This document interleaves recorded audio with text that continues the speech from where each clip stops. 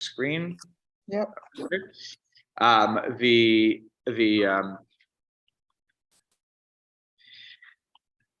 The discussion last week centered around what can a non-Jewish person do on my behalf? The answer is basically nothing that I can't I can't do. But there are some leniencies. We're going to see one of them right here, right now. We talked about, I think, at the very end of last week about the Tanur Beis HaChoref, the oven that was used to to heat the house, to heat certain rooms maybe in a house, so that in the winter time it would be wouldn't be if the home wouldn't be freezing. So in my edition, we're on page Kaf Daled, on the second line, where there is a tzadi tes in parentheses, where it says lachei nohagin. Hopefully everyone sees that. So here the Rama says, lachein, therefore, on the basis of what we talked about before, right, that if the food was cold, and a non-Jewish person heated it up, so there's nothing to talk about in terms of this being permissible to eat. But if it was heated up, but it could have been edible because it wasn't fully cooled down before they reheated it, so then not a problem, then it's mutter to eat, even though you're still not supposed to tell them to do that. But since in theory it was edible before, or was it a state where I would have eaten it before they put it back into the oven, into some heating arrangement, therefore it's mutar and lechol. So here the Ramah builds right off of that. It says lachein nogin sha'enam Yehudim motziim hakaderos min hatanurim shematminin bahem umoshivin otam eitzel tanur beis hachoref o alav. Therefore, the practice was, again, this is not a halachic argument here. I mean, it's a practice that has to have some basis in halacha. But here's a report of what was the practice. Lachein nohagin, the practice was that non-Jewish people who were working in the house, let's say, they would take pots out of the oven where it had been sitting since before Shabbos. So let's imagine now it's Shabbos morning and these pots have been in the oven since before Shabbos, which is okay. Okay, they were there. And here I wouldn't use the word hatmana literally the way we trade. It must be they were stored there. Umoshiv time, they would then take them out of this and out of that oven, and as the Mishnah will make clear, why am I taking it out? If it's hot in there, why am I taking the food out? And the answer is because the heat is dissipated, right? It's been sitting there, the heat was already probably off, the coals were raked, and so there was maybe some heat, but it was continuously going down. So now I have food that is somewhat warm, but not as hot as it could be. So the practice was that the non-Jewish people who were working in the house, they would take the pots out and they would place them eitzel tanur beis hachoref, next to this oven, which was primarily used for heating the house.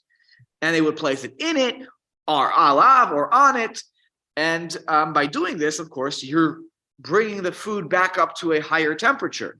Again, presumably, the lachein, the therefore connects back to it didn't completely cool down.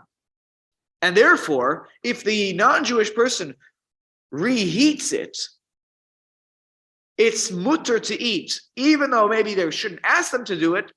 But here in this case, it may actually be okay to ask them because you'll see in a moment, there's a reason, there's a heter here that has to do with the cold that exists in the house.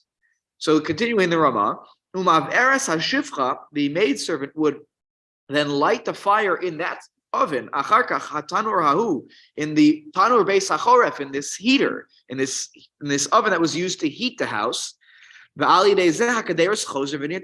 through this, the pots, which are either in or on top of this special oven, would return to its hottest state, and perhaps even to the point where it's boiling. Aval al yedei Yisrael asur b'chiyai gavna. A Jew couldn't do this, right? A Jew couldn't take the pots, put them on top of the oven or inside this tanur beis hachoref, and of course light the oven. There are, and I would even argue that even if the non-Jew lit the oven, The Jew is not supposed to be involved in this whole process of putting it. I think that's where, I mean, otherwise, what's the argument? The Jew lighting the oven is a separate issue that you can't do. Nothing to do with the reheating of food. Here, I think he's saying that even the Jewish person who takes the food that was in the other oven and places it in or on top of this Tanur Pesach Choref, that has to be done by a non-Jew. It can't be done by a Jew because, again, you're then actively engaged in chazara. In illegal chazara. This is not allowed. This is otherwise would not be allowed. The whole reason that this is going to be okay is because it was kind of warm. A non-Jew did it, and we'll see in a moment. The Mishnah will make it much more clear that the heter here is because it's freezing in the house. It's cold in the house, and this is something that would have to happen anyways, right? They would need to, for the purposes of health, they would have to light this oven, which you could do al yedei a non-Jew. Because of the principle of hakol chole eitzel atzina, because we are all considered like a chole she'ein bo sakana, a sick person who is deeply uncomfortable because of the freezing temperatures. Sorry, Tom, you wanted to say something? Yeah, I don't know if this is a Sephardi thing, because reading the Rabbi Mansur's Daily Halacha, he was talking about the fact that they allow, you can ask a Jew even to put, a non-Jew even to put soup on the blech, or some say on the fire, others say only on the blech, to warm up on Shabbos. So for warming up, you're allowed to ask a non-Jew to do it. So I don't know if how that fits into this. Now he said that was directly sort of from the refrigerator. He says you can warm up. He didn't mention. He says you can warm up soup. I can send it to you so you can interpret it better. Yeah, send it to me. I mean, based on what we've learned, that's unless the soup hasn't fully cooled. Meaning, if the soup is fully cooled down, I think that then it's kind of to ask a non-Jew to do it would seem to me to fit exactly what the Ramah here says, which you're not allowed to eat that, right? Because if you go back to what he says, right? If you go back to the previous page at the bottom, if it's fully cooled down, you're not allowed to ask a non-Jew to reheat it for you. And if they did it, you can actually not eat it until after Shabbos for a certain amount of time. He says, but if it didn't cool down all the way, right, then if you ask the non-Jew, which you still shouldn't do because they shouldn't be doing something that you can't do, then you could technically eat it. So if you could put it on the blech, I mean, you see what I'm saying? Like, the non-Jew is not as helpful as we might think, the way that it's written on paper here. So why don't you send it to me, and I'll you can send it to the whole group, by the way, and then I'll respond back to it. So I have two questions. Yeah. One is, does the sequence matter? You had the stove being lit after the food was brought back. Yeah. And the other question is, so what I heard you say first was I could put the cholent in the baker's oven, let it cook till the morning, and then bring it home. Yeah. But now I can't warm it if it's warm out because I don't need to turn the house heat on. Right. So you'd have to, if you could figure a way out where your oven, and today it's obviously a lot easier, but if you can figure out a way to sustain the heat in your oven, then there's no problem. Actually, if you have it from before Shabbos till Shabbos day, some people make cholent this way. It's not maybe the standard way today because of crock pots, but I absolutely know some people who prefer making oven cholent. And yeah, you keep it in there. You're not touching the heat, you're not touching everything. You cover the knobs. It's like basically shahia that just continues to go until the morning. And then you take it out. It's a one-shot deal. You take it out, and you have fresh, delicious cholent from the oven. The challenge probably before the more modern ovens was how do you keep the heat going. And that's why he's describing this situation where you want to keep the food hot, but it's cooled down somewhat because the heat just simply dissipated the fire. And if you also translate garuf, as raking the coals out of the oven, not just even to the side, then for sure it's cooled down by the morning. And even if you're raking it to the side, at some point coals do run out if you're not adding more fuel to the fire here. the heat will dissipate. So this was much more of a challenge, actually, I think, for them than it is for us to keep the food hot till Shabbos morning. So does the sequence matter? I brought the Yes, I put the oven on in the house after I brought the cool down food. Yes, the sequence is going to matter here. The Mishnah Berurah is going to make that very clear. The sequence is going to matter, and that it needs to be that the Tanur Beis HaChoref is lit after the food is either in or on top of the Tanur Beis HaChoref. Yes. You'll see in the Mishnah Berurah. Tell me if you like it or not. You like the explanation of why the order should matter, or you find it to be a legal fiction. I'm open to hearing different sides on this argument, but he does think that the order will matter here, and that the Rama was very particular about that the shifcha only turns on the oven after the food is either on or in the Tanur Beis HaChoref. Yeah. So now let's read that lengthy Rama, Mishnah Berurah, and actually there are two very lengthy comments here about this case. So let's take a look. Sari tes lachei nohagin. So the Mishnah Berurah here says adila elkai. This is going on what was just written before. The lachein, as I was explaining before, right, was the din about if it's kind of warm, and then the non-Jew warms it up further, then it's permissible to eat. Again, even though I'm not allowed to tell the non-Jew to put it on the fire or whatnot. Uperusho, and he says, here's the explanation, how to understand this line in the context in which it was written. Since it's prohibited to tell a non-Jew to reheat the food, al hatanur kodem shehusak. So by the way, he even takes this further. I forgot this. I was praying. He says the practice was, let's say you had something that really cooled down all the way.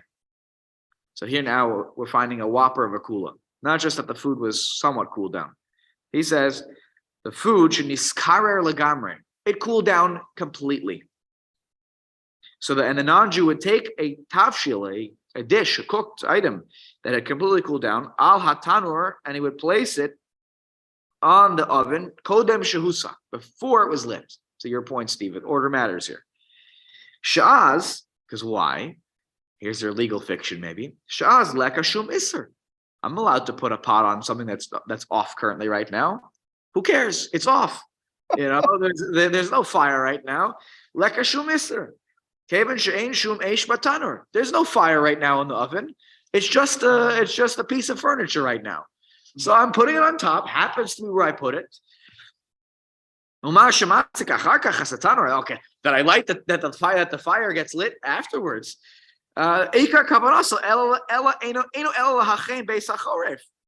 The shari. That's to make the room warm. But that's allowed. I'm allowed to have a non-Jew light the heater, the heating oven, because here comes that principle that I pulled out before. The hakol cholim eitzel, because we are all sick people with regards to the cold. Now, again, not a chol sheyesh bo sakana. We're not even talking here necessarily about danger. If we're talking about danger, so then I'm going to talk about all bets are off the table. Once it's you're talking about a house that's below freezing temperatures. Okay, different story. Then you can light the fire yourself. Here we're talking about it's uncomfortable, right? I have to walk around the whole time, like with 3 blankets around me, and I can start to see my breath, and it's very cold in the house. And in the days before we had a heating in the heating systems, and yes, there were fireplaces, of course. This is essentially a fireplace, right? This is the equivalent of a fireplace, right? The oven here that is trying to heat up the room, and everybody who's too cold. It's like a chol she'ein bo sakana, where you're basically bedridden and you're very, very, very uncomfortable. Ukamosha Kosa Besof Simon Reish Ayin Vav. He says, take a look over there, Reish Ayin Vav, where he talks more about Hakol Cholim Eitzel Atzina. There it talks about the topic of Reish Ayin Vav is Dine Ner Shehidlik Eino Yehudi B'Shabbos, the law relating to a flame that was lit by a non-Jew. So there's more to talk about this topic when we get there. The kavana is not to heat the food. The kavana is to light the oven, which heats the room. So now all of my talmidim in the shir know they're the lumdish shir. You know what's the problem with that? What's the halachic problem with that? What's the halachic problem? If I do A, my kavana is A, but B undoubtedly happens. It's a psik reisha, right? So as a psik reisha is not allowed. So how is this? How do we get around the psik reisha issue? The after have a psik reisha, he says here, even though it's a psik reisha, again, which is a borrowed term from the head is cut off of the chicken, and because you want to give it to your child. Sorry, Rabbi, what is psik reisha again? Yeah, so let me explain. It's when it's a term in the Talmud which says that if you want to give your child a toy, namely a chicken's head, so you cut the chicken's head off, you shech the chicken, you give the child the head, and oops, at the same time the chicken died, which is not allowed. You're not allowed to kill an ant, not allowed to shech something on Shabbos. But my kavanah was to give my child a toy, to have the chicken's head. How happened to be the chicken died in the process. Who would have thought the chicken could die when you cut the head off? So the Gemara says that that's not allowed, right? When you know that even though your kavanah, your intention is for A, right? A being the chicken head for the toy, but you know undoubtedly B has to happen, namely the chicken died, right? The chicken was shechted.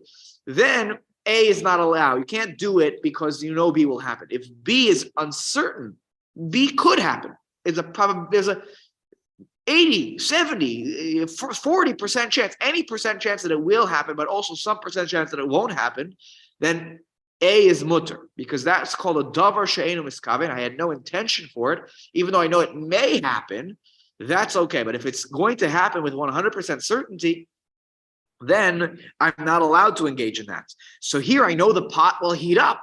It's not a, or at least that's what I would think, right? The pot, of course, will heat up. Thank you, Rabbi. Sure, no problem. So after have a psik reisha, even though it is a case of psik reisha, the food, of course, is going to heat up, even though that's not the kavana. Mikol makom ba'amira lenochri ba'amira le'eno Yehudi, but since I told the non-Jew to do it, the have shvus, therefore it knocks this down to a derabbanan, right? This is whatever it is. It's already like a non-Jew doing it for me already knocks it down to a derabbanan. I'll be intellectually honest here. There is one opinion in the Medrash that seems to suggest that Amir al-Nachri is a D'oraisa, but we certainly don't paskin that way. And maybe it's just an asmachta. I'm not sure. There's one Medrash that if you read it very carefully, it does seem to be very literal that it's the D'oraisa. But okay, let's leave that aside. It's treated as a Rabbanan. Shvus is the Rabbanan. Less Dahave Shvus, the Les Bo Masa. There is here we're talking about the Rabbanan which doesn't have any action, right? The food is not being acted upon. The person is lighting the fire underneath the oven, and then the food is not like the food was directly acted upon in the moment, sort of when the malacha was done. So lo machmarin and kulehai. So we're not so machmir. We're not so machmir because it's down to a derabanan, and so a psik reisha. Now this is true, by the way. A psik reisha on a derabanan, we are mekil. Tosfos, even who's machmir, Tosfos is machmir that a psik reisha. We don't allow a psik reisha. He says when it comes to derabbanans, when the thing that's happening is only a derabbanan, so we are lenient. We don't rely on that lechatchila, but we could be lenient. So here we're not machmir, right? Because it's a kol cholim eitz latzina, and b'shari af psik reisha. And even though it's a psik reisha, we permit it in such a circumstance. Okay. Let me just take a moment here on the side of my edition. I have these extra comments. So there's a situation which does happen sometimes. The best of us, perhaps, we forget something, which is before Shabbos. He says here in the Karer, you don't have this again in your edition unless you have the Dirshu edition. So umikarer sheshacho lenatek boas hamenorah kodem Shabbos. Let's say you have a refrigerator and you forget before Shabbos to turn off, to deactivate the light in the refrigerator that goes on automatically when you open the door. So let's say you forget to do it. right? You should really, I always like unscrew the light bulb, so just, turn it a few times and it's off. Some people now they have a Shabbos mode on refrigerators. I kid you not. I don't know if any of you have that. They have the Krauses have the Shabbos mode. You push a button before Shabbos and then it's done. So what happens if you forget to turn the light off before Shabbos? Can I not access the light? It's like precipration. The light will automatically go on. I know it every time it will go on. So Kasav b'sheilos Uchuvos Igros Moshe. Sir Moshe Feinstein wrote about this question. And he wrote, Shemuter lomar lenocher lepotcho. You can ask a non-Jew to open the door for you. No problem. Even though undoubtedly the light will go on. Because this is a straight up application of what we just learned right here, which is a psikresha, where I ask a non-Jew to do it, is mutter. Particularly when there's a Shabbos interest, right? My food for Shabbos is in the refrigerator over there. In this case, the house was going to be too cold otherwise, and it would be very, very uncomfortable. So he allows it. There are some who are not as enamored with this. Rav Shlomo Zalman Auerbach actually thought that there was a differentiation between this Mishnah Berurah case. I'll read it to you. I think you have what to rely upon by using Rav Moshe in this situation. That if you forget to turn off your light, you have a neighbor or something like that who can help you out and just open it. You take the food out and then and you're on your way. I think that's Yeshal Milismoch on Rav Moshe Feinstein. But Rav Shlomo Zalman said, "Shein zedom elamasha hiter haMishnah Berurah kan." He says it's not like the Mishnah Berurah here. This case, Lomar lenochre lahasika tatanur, like when you're asking the non-Jew to light the oven. Shaharei lo b'chol pa'am shemasika tatanur af mevashlim bo. This is Rav Shlomo Zalman Auerbach. We can argue this. He says not every time you turn on the oven there will the food cook. I'm not sure that's the case, though. And if you have this oven that's very hot, at some point this thing is going to heat up, above Yad Soledes to the point where it will make a difference. And therefore, he says you shouldn't ask the non-Jew to open the refrigerator unless the non-Jew doesn't realize and doesn't know himself that the light will necessarily go on. But what person doesn't know that a light goes on when you open a refrigerator? That's just how every refrigerator is made. But anyways, Israel, can you do it through a non-Jew? He says he takes it to Simon Reisha Ayin Zion. Can you do it with a shinoi? Can you do it with this? Better if you're stuck in this situation, it is better to ask a non-Jewish neighbor or something like that. If they could help out in this circumstance. I understand the awkwardness perhaps in asking such a thing, but maybe over the years you've developed enough of a relationship with somebody on the block that they understand a little bit of our mishigas, that it's less awkward. Anyways, so I just wanted to mention that because there's again, Rav Moshe seems to draw a parallel here between these two cases. Okay, back in the Mishnah Berurah, V'da t'chol ze be'evilech. Anybody here speak? I don't know what language this is. So in my edition here, this is a long explanation. Did everyone have this on the bottom of their edition they're using? I don't know. It says here, what does this mean? It means Beis HaChoreif, Hanur Gadol Me'od. This was a very large oven. Babinyan in the building. Umeyoad Lechim Mabayis, and it was a sort of set in there in order to heat the house. I don't know if maybe they created almost like a heating system where there were, let's say, there was piping that came off of this in our, not piping, but whatever, the little channels that went to different parts of the house. I wonder. I don't know. I'm not a historian to understand fully what heating systems used to look like in the ancient homes. And on the inside, there was a fire with wood. Okay, and then there was another compartment above the fire compartment. So imagine there's a fire compartment probably at the bottom. Above it, there was in the wall. This is like almost like a wall unit the way it's being described here, but it was like part of the foundation of the house, right? It was built in.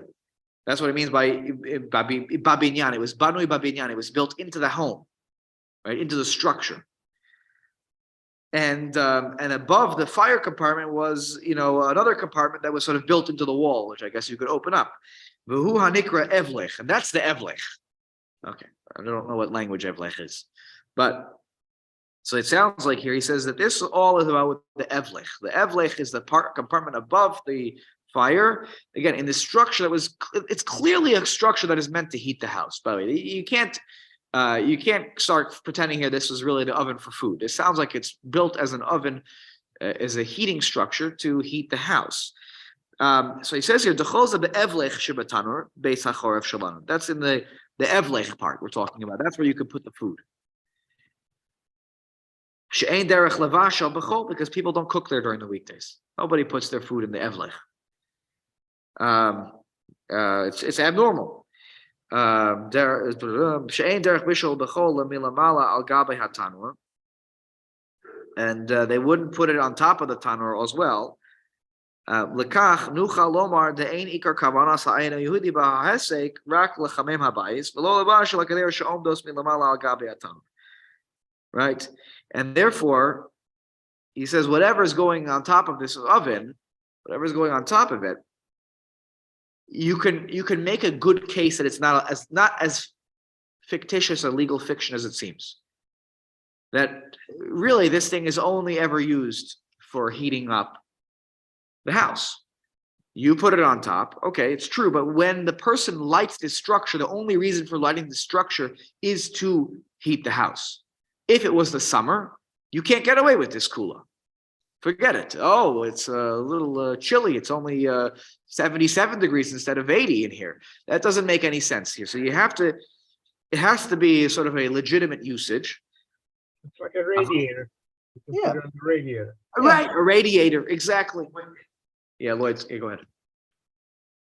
It's where the benefit is truly collateral, as opposed to the standard secret. It's like morning follows night.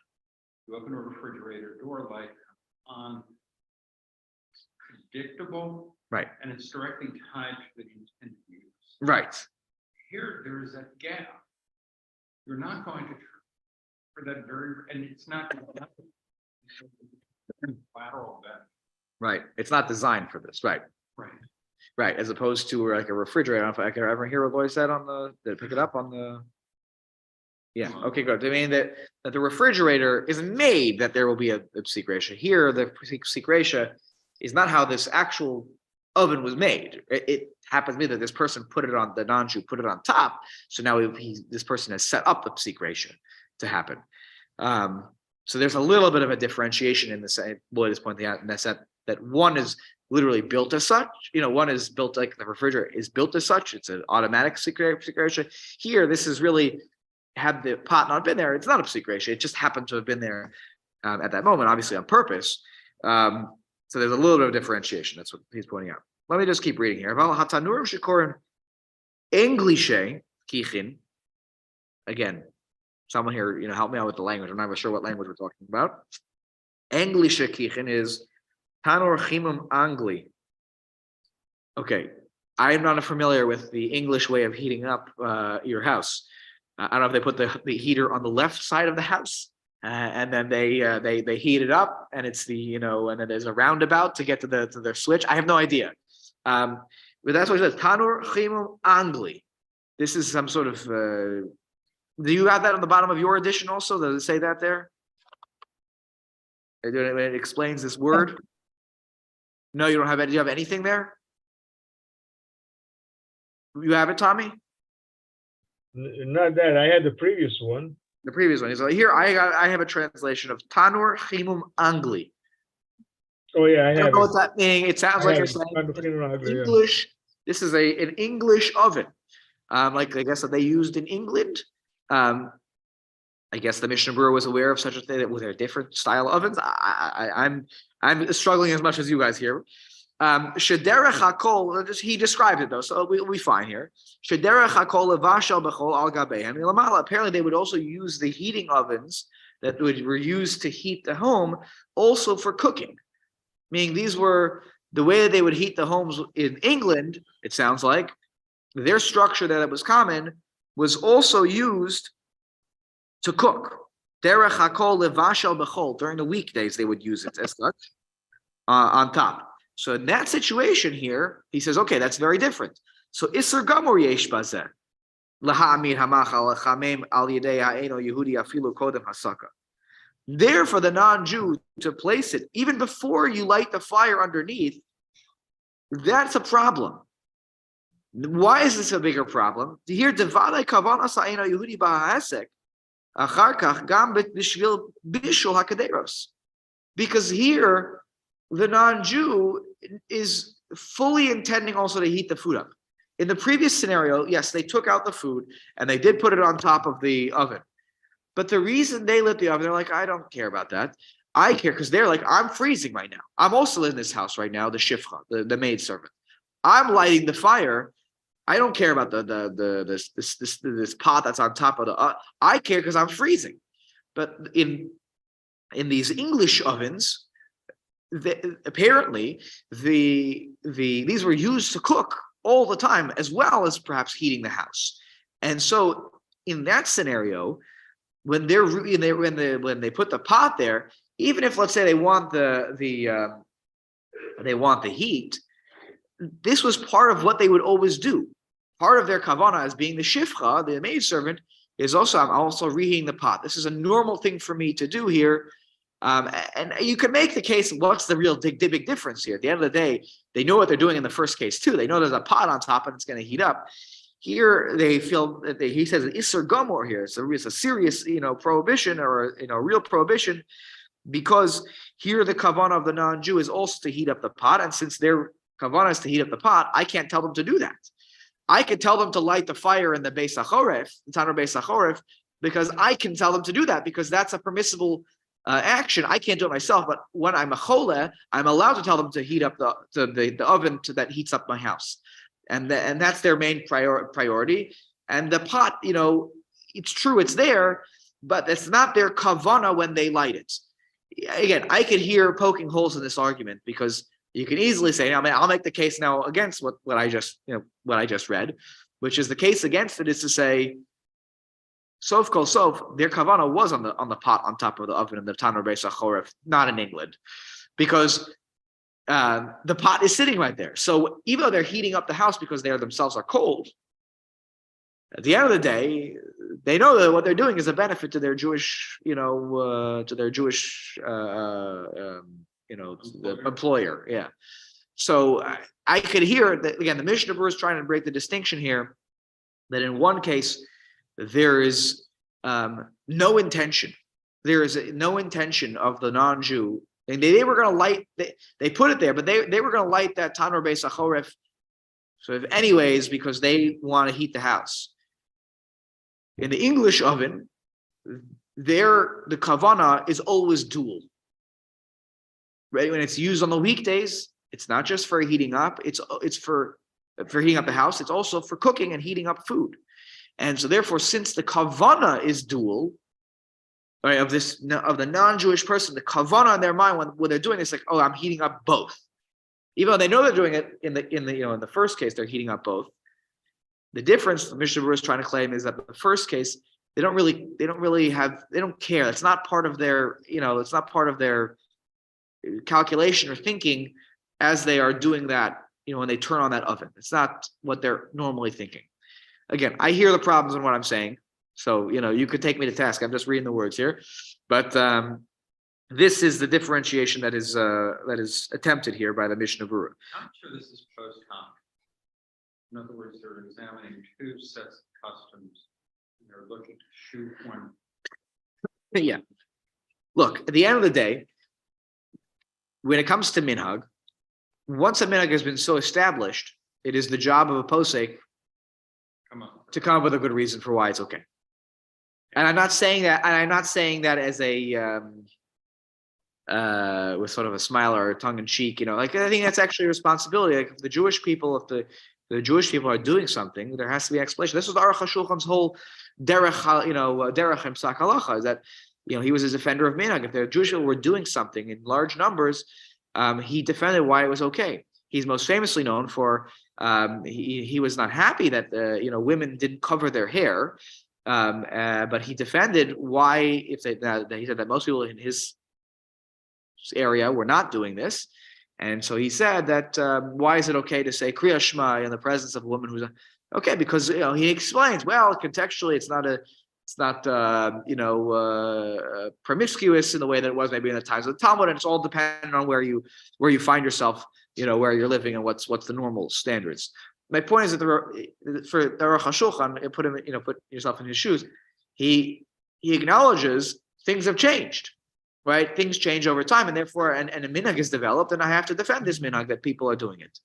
The Mishnah Berurah was less inclined to do that, but so the Ramah definitely was somebody who here he says, oh, no, again, that's why the practice developed, because it was based on this previous ruling that this was allowed. And to the extent you're talking about the winter. Yes. You're talking about more like Central and Eastern Europe. Correct. As opposed to figure there it's established for hundreds of years. As opposed to you're talking about an English. Some of the English custom is your word and word jar.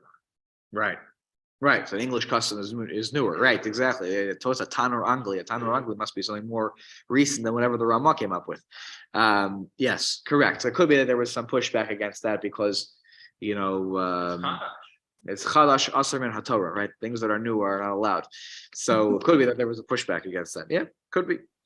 The end of this Mishnah Berurah, he just quotes a bunch of different people here on different sides of this, or on the side of this. He says, Sefer Tuv Tam Vadat Me'agaon Maharshak V'Simen Kuf Ayin. Ayin Hayes, where you'll find some of this discussion. V'chein Kasav B'Sheil Fetchuas Beis Shlomo. Chelik Aleph Simen Nun Hey. V'chein Kasav B'Sheil Shol B'Meishiv Mahadurach Gimel Chelik Gimel Simen Gimel. Shechalila La'asos Kein. Chalila that you should do such a thing. And then he says to also look in the Be'er Halacha. So, look, at the end of the day here, we don't have such ovens. So this whole discussion is interesting. Again, maybe the closest thing is putting something on top of a radiator. I think I mentioned when I lived in Washington Heights, I used to do that because you couldn't control the heat. Something they would really was sweltering, and it was a nice way. It really wouldn't heat the food up very much. It would just, it would get it to room temperature faster from the refrigerator. Again, but in theory, I don't know. I guess you can't do it yourself, and it would have to be through a non-Jew. It's a little more complicated, but again, it's an interesting discussion. It certainly touches a little bit on how they used to heat up food and used to heat up their home, and how these two issues were tied together. But again, what's interesting is I'll say one last point about this case, even though the Mishnah Berurah has one more point also, which is the way I read it initially was the lachain was the pots were coming out of another oven, which meant that they had some heat still, that was a part of this cooking process. There was still some heat in that food. And then you wanted to continue it, you wanted to keep it hot or make it hotter. And that's where, okay, so once the non-Jew is already going to be turning on the oven because of the heat in the house, and that's permissible. So that's already permitted. And you couple that with it's already kind of warm, this food.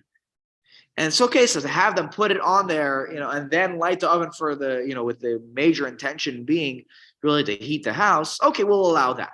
That's how I read it. It's interesting that the Mishnah Berurah, right off the bat, it went to the situation where it had been nitztanen legamre. Meaning, my reading of the Ramah was it's not nitztanen legamre. That's why it's lachain.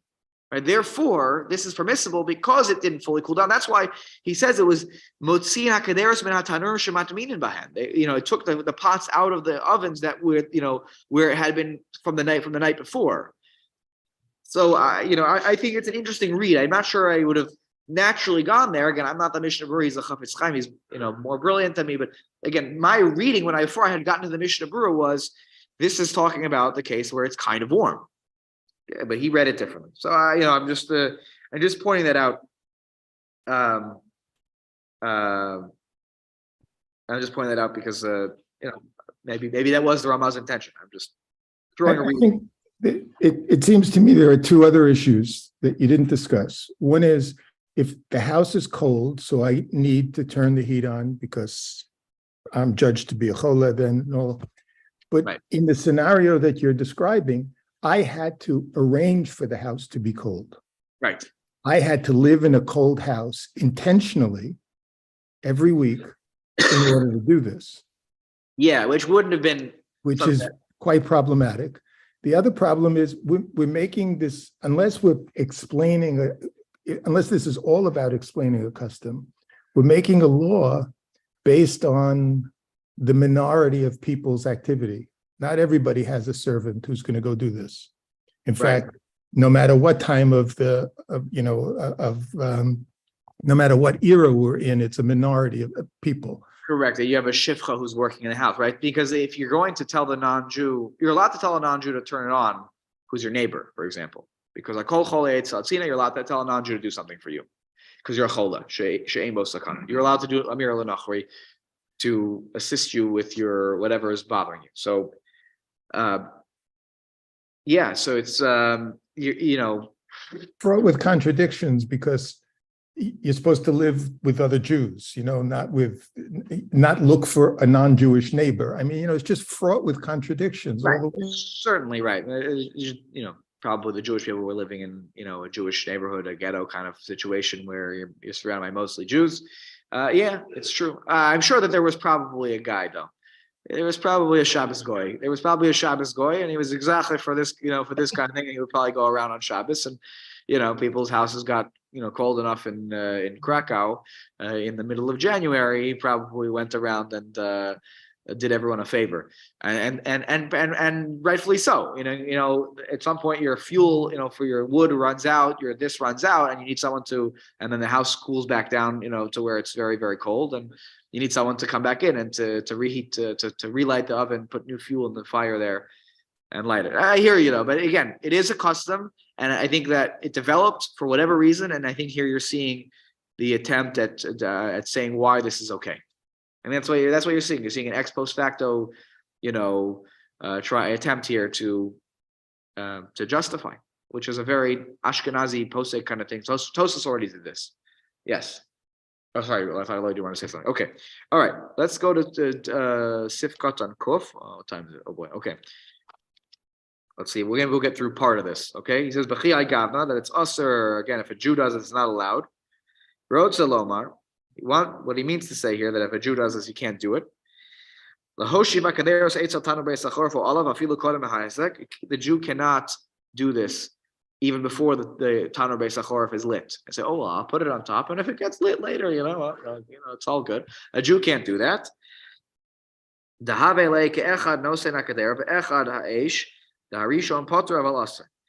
This is like if you learn Masechah Shabbos. That if two people are involved in one malacha, and each person does half of the malacha, that technically by the law of the Bible, right? I'm sorry, of the when it comes to the laws of korbanos, not the Bible, laws of korbanos, you're potter from a korban. You don't have to bring a korban. You didn't do the full thing, but you'll know that in Masechah Shabbos, when it says potter, it means potter of alasser in Shabbos. That you're exempt from the korban, but it's still prohibited. You're not allowed to do it. So here, this is like one person puts it on top, and the other one lights the fire. So it's like I did part of the job of cooking, and he did the other job. And the non-Jew, did the other part, which is patur aval aser, which is again, you're maybe not biblically mandated to bring a korban, but you're not allowed to do it. Masha'ein kain ba'amir le'ein Yehudi. That's not the case when it comes to telling the non-Jew straight up. That's okay, shari, that's permissible. Kol shekain kan. Oh, sorry, I skipped a few lines. Sorry. Daha ikar kavanasam lechameim habayis l'shari. Because there again, you could argue with me till the cows come home. I'm just reading what he says here. Here, the kavana is, his kavana is to heat up the house, and that's okay. When the non-Jew lights the fire to heat up the house, that's the intention of the non-Jew. Yes, the pot is sitting on top. I realize that, but that is not their kavana at all. Their kavana is to heat the house.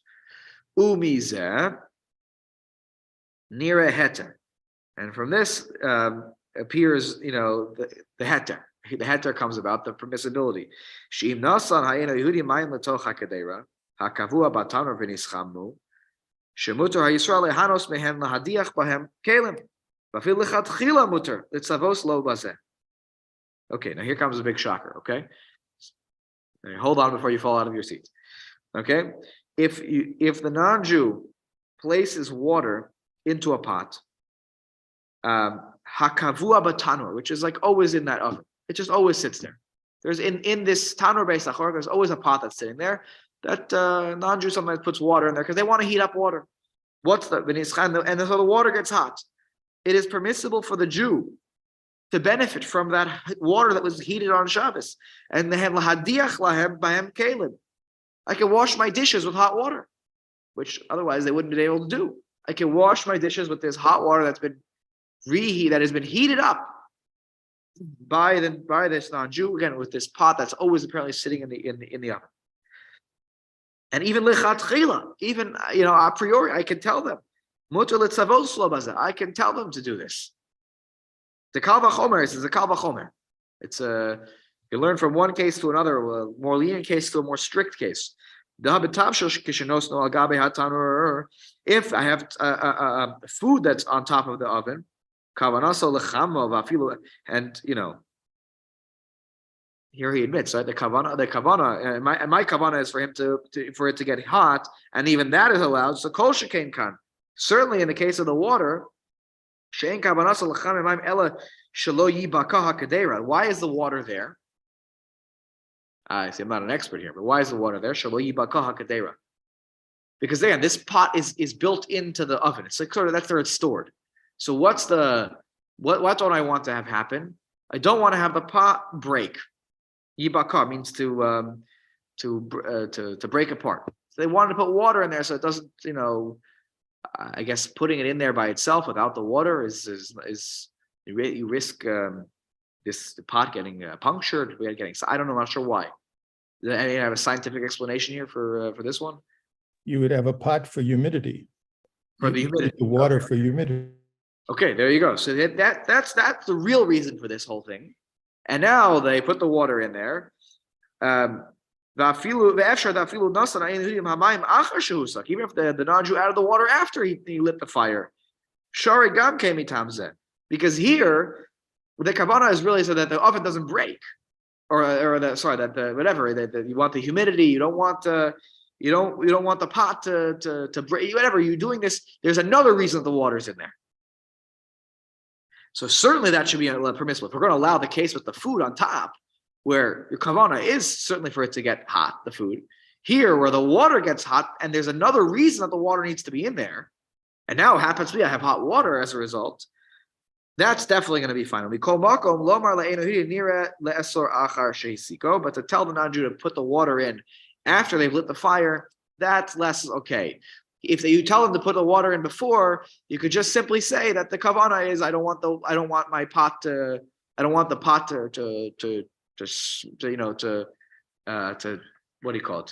burst into pieces, to whatever reason, again, that I don't want my pot to get damaged. That's why I'm having the water put in there. But once the fire is on, then he doesn't feel comfortable saying, okay, now put the water in, because that feels a little bit too. It feels a little bit too much. That you're angling here to be able to utilize the water, and not just simply the water is there for a different purpose, and then I happen to use the water for something else. Yeah, Lloyd, sorry. There's always a chance to left, depending on the pot, even during fire, when it's open fire line, that might render it unusable. Right. Because simple way to do it is take it out first. Right. So that's why he's saying it's kavua. And I'm not, again, I don't fully understand the instruction, but he describes it as that this pot, where is it here? Where is it? He said it's kavua. Where is it? I'm just looking for that. Oh, here. All right. The toch hakadera hakavua betanur. Again, it's like almost like it's fixed into the oven, and then I guess you could scoop out the water and use the hot water from the I'm not sure, is that part removable or not? Sounds like kavua means it wouldn't be removable. Right? You think about something that's talking about, I'm going to make a sukkah. You're supposed to make the walls are supposed to be kavua, right? They're supposed to be, and you're not supposed to make the schach. So, Listen to this. It is common. It almost sounds like that said, and how do you then retrieve the water to wash your dish? Right. So as I'm saying, maybe there's some system where you could scoop the water. I don't know. Again, I'm not the expert here on how this all works. I wish I could, have a picture of what such an oven looked like. But clearly, the main intention of this, and even for the non-Jew when they would do it, is to put the water in, not for being used to wash the dishes, but is to make sure that whatever happens in the oven, it doesn't go wrong, things don't break, which is very different to kavanah. Let's just finish this up. For a Jew, they cannot put the water into the kedera, into the pot. Even before the non-Jew lights the fire in the oven, because again, this is patur avalasar. It's you did part of the job of the cooking. You put the water in, they lit the fire. Now, what about the fact that you're suddenly allowed to use the water to wash your dishes and to benefit from this? He says now, he qualifies. It says that's dafka only in case when it's not dirty with like what was it? Like fatty substances. Imagine like the fatty stuff that it kind of makes a layer of whatever on the plate. It's not like like schmaltz. It's like it's so your plates can't be dirty with that. Why not? Because